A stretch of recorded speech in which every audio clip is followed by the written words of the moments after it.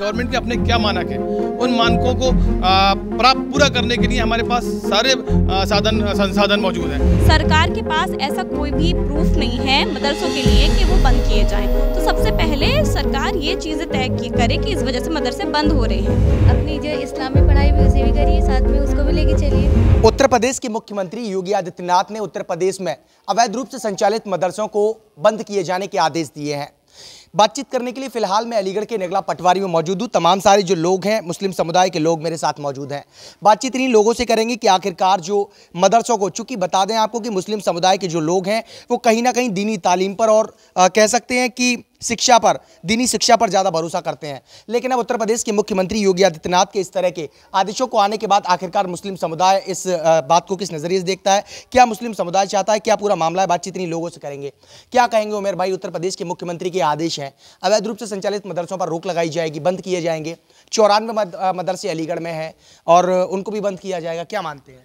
पहली बात तो ये है कि मदरसा अवैध कोई सा नहीं है। आगरा के अंदर जो गवर्नमेंट के ज़रिए मान्यता प्राप्त मदरसे हैं, उसमें से वन ऑफ देम ये भी है, समझ रहे हैं, और वो गवर्नमेंट की संस्था है जिसको जो मान्यता देती है। तो अवैध तो नहीं हुआ, पहली बात। दूसरी बात ये है कि गवर्नमेंट के अपने क्या मानक हैं, उन मानकों को पूरा करने के लिए हमारे पास सारे संसाधन मौजूद हैं। हमारे पास मॉडर्न एजुकेशन के लिए तमाम बच्चों को हम 6 क्लास तक बच्चों को एजुकेशन दे रहे हैं और दीनी तालीम भी दे रहे हैं। इसके अलावा कंप्यूटर लैब है हमारे यहाँ, हर चीज़ है। उसके बावजूद भी इस मदरसे को मान्यता नहीं मिल रही है। 2 लाख रुपये और 3 लाख रुपये रिश्वत का मुतालबा किया जा रहा है। तो मैं गवर्नमेंट से ये कहना चाहता हूँ कि गवर्नमेंट पहली बात तो ये है कि फैसिलिटी प्रोवाइड कराए, बाकायदा ऐसे ऑफिस बनाए कि साहब जो इन मानकों पे खरा उतरेगा उसको उस ऑफिस में जाकर के मान्यता मिल जाएगी। दूसरा मैं ये कहना चाहता हूँ कि गवर्नमेंट को अगर मुस्लिम बच्चों की इतनी ही फिक्र है तो गवर्नमेंट को चाहिए कि जो बच्चे हायर एजुकेशन ले रहे हैं उनको रोज़गार दे। आपने एक वादा किया था 2 लाख सालाना रोज़गार देंगे, लेकिन मुसलमान तो छोड़िए, आप किसी को नौकरी नहीं दे पा रहे हैं। नौकरी के नाम पर आप पेपरों को लीक कर रहे हैं, नौकरी के नाम पर आप छात्रों पर लाठीचार्ज कर रहे हैं। आप जो है सिर्फ और सिर्फ राजनीति करना चाहते हैं। और एक बात मैं और कहना चाहता हूं कि मुस्लिम पर्सनल लॉ बोर्ड के पदाधिकारियों ने उत्तर प्रदेश के मुखिया से मुलाकात की है और उन्हें बताया है कि कौन आपके दिमाग में कन्फ्यूजन पैदा कर रहा है। सच्चाई ये नहीं है, सच्चाई बल्कि ये है जो हम बता रहे हैं। तो उन्होंने हमें आश्वासन और भरोसा दिया है कि इस पर गौर किया जाएगा। तो मेरा अपना ऐसा मानना है कि कोर्ट जाने से पहले इसका समाधान गवर्नमेंट स्तर से हो सकता है। भाई वापस लौटूंगा एक बारी, मैं आपसे बात करना चाहूँगा। ये बताइए, जिस तरह 94 मदरसे अलीगढ़ में बंद किए जा रहे हैं, तो वहीं जो 2000 से ज़्यादा छात्र हैं उनको सरकार प्राथमिक विद्यालयों में दाखिले दिलवा रही है, उनकी पढ़ाई के जो जिम्मा है वो लेगी। क्या मानते हैं, किस नज़रिए से देखते हैं? ये सब गलत है, सब इसे छोड़ दीजिए। ये सब गलत बात है। एक बात बताइए, मदरसे में हमारी दीन की पढ़ाई होनी ज़रूरी है, नहीं है। उसके बाद मदरसे में दीन की और दुनिया की दोनों के लिए तैयारी कर रहे हैं मदरसे वाले, तो इसमें तो ये तो अच्छा कर रहे हैं ना, दीन दुनिया के लिए तैयार कर रहे हैं बच्चों को। आप दीन की पढ़ाई की बात कर रहे हैं, सरकार कहती है दीन की पढ़ाई से नौकरी थोड़ी मिलेगी। अरे दीन दुनिया दोनों।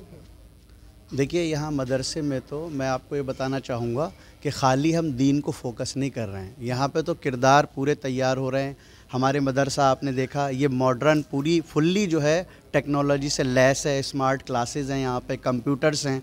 तो ओनली सिर्फ हम दीन को फोकस नहीं कर रहे, बल्कि हमारा तो सारा जो है कंबाइन पूरा सिलेबस है।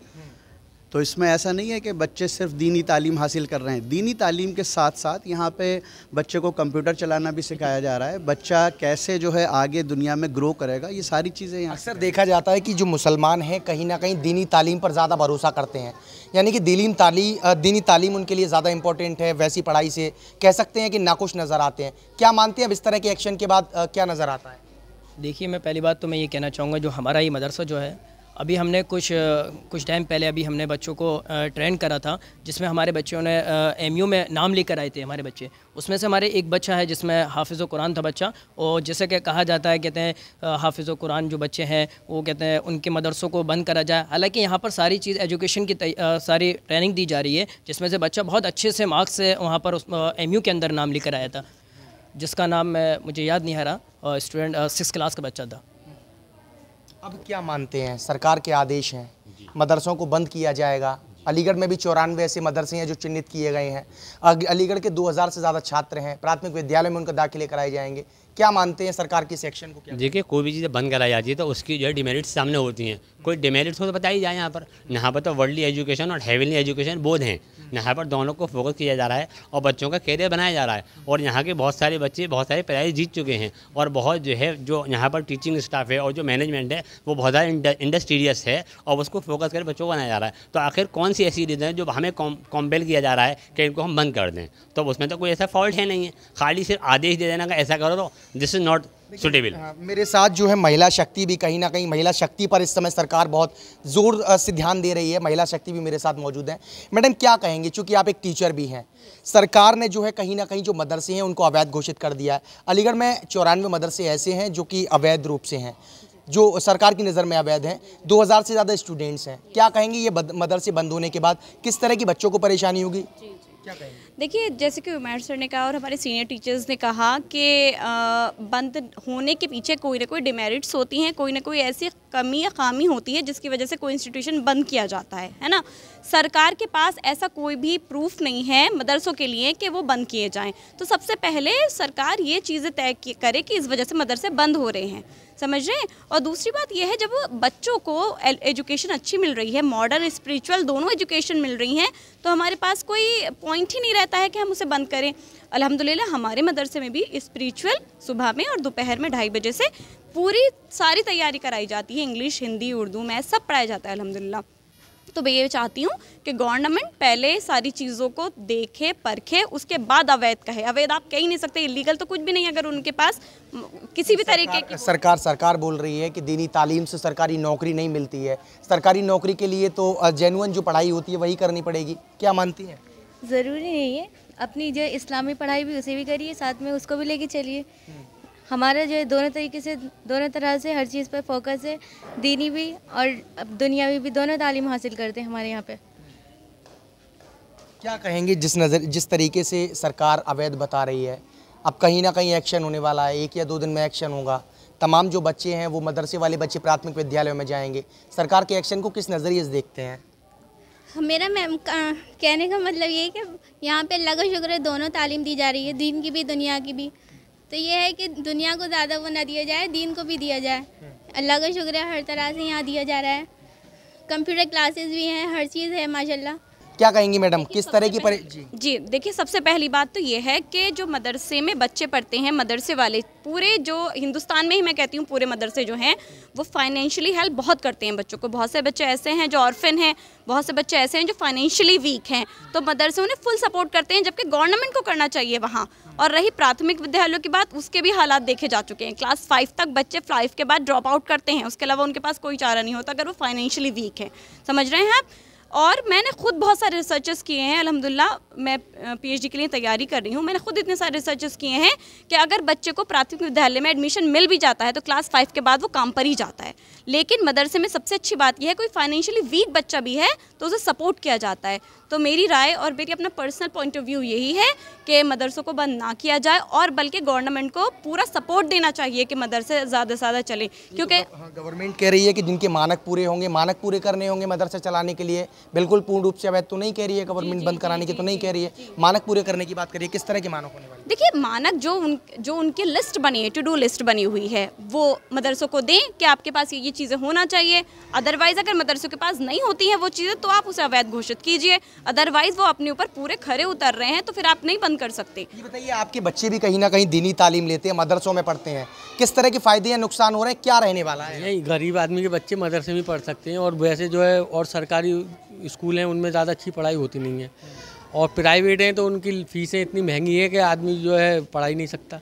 तो इस हिसाब से तो गरीब का बच्चा पढ़ ही नहीं पाएगा।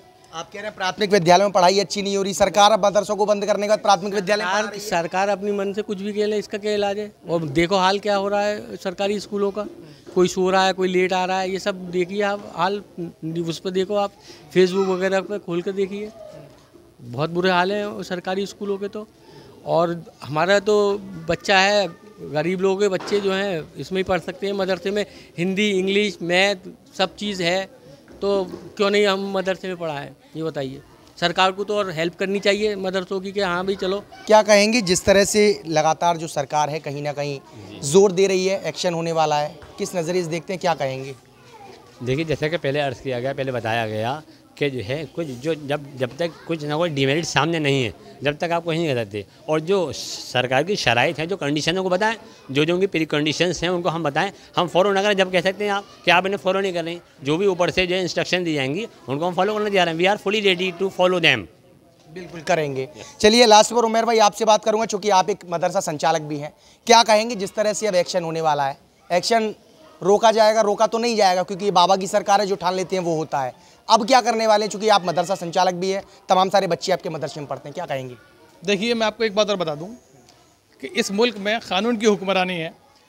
उत्तर प्रदेश सरकार ने अभी हाल ही में एक आदेश पारित किया था कि सब लोग अपनी ढेल ढकेलियों पर नाम लिखें। सुप्रीम कोर्ट ने उसको उड़ा दिया, फूंक मार के उड़ा दिया। ऐसे आदेशों को सुप्रीम कोर्ट न्याय हित में, क्योंकि इस मुल्क में कानून का राज है और आर्टिकल 30 हमें इस बात की इजाज़त देता है कि हम अपने संस्थान खोल सकते हैं, उनका प्रचार प्रसार कर सकते हैं, अपनी ज़बान में अपने मज़हब के आधार पर हम पढ़ा सकते हैं।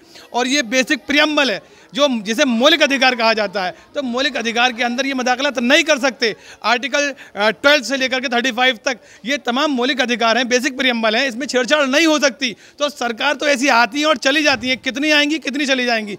सरकार ये सब नहीं कर सकती, ये सब तमाशा है और हिंदू मुस्लिम के नाम पर राजनीति है, इसके अलावा कुछ नहीं है। और इन्हें ये देख लिया कि ये किसी भी उसमें कामयाब नहीं हो सकते। मेरा अपना मानना ऐसा है, योगी जी से मैं ये कहूँगा कि योगी जी को ये चाहिए कि बजाय मदरसों पर फोकस करने के वो केशव प्रसाद मौर्य पर फोकस करें, जो उनकी सरकार गिराने के चक्कर में लगा हुए हैं। देखिए, साफ तौर पर कहीं ना कहीं बात मदरसों की हो रही थी, लेकिन अंतिम समय में जो कहीं ना कहीं मुस्लिम समुदाय के लोगों से मैं बातचीत कर रहा था, अलीगढ़ से हमारे उमेर भाई हैं, समाज सेवी भी हैं, एक मदरसा भी चलाते हैं। साफ तौर पर कहना यह है कि जिस तरह मुख्यमंत्री योगी आदित्यनाथ तरह तरह के एक्शन ले रहे हैं, तो एक्शन न लेने की जगह कहीं ना कहीं जो पार्टी की खींचतान है उस पर ध्यान दें। लेकिन देखने वाली बड़ी बात ये होगी कि आखिरकार अब जिस तरह अलीगढ़ में 94 मदरसों पर एक्शन होने वाला है, तो 2000 बच्चे अब कहीं ना कहीं प्राथमिक विद्यालय में वो शिफ्ट होने वाले हैं। किस तरह बच्चों की पढ़ाई रहेगी, मुस्लिम समुदाय किस तरह का एक्शन लेने वाला है, ये बड़ी बात और देखने वाली बात होगी। फिलहाल मेरे सहयोगी अजहर नवाब के साथ मैं विनय माथुर, श्रेष्ठ यूपी, अलीगढ़।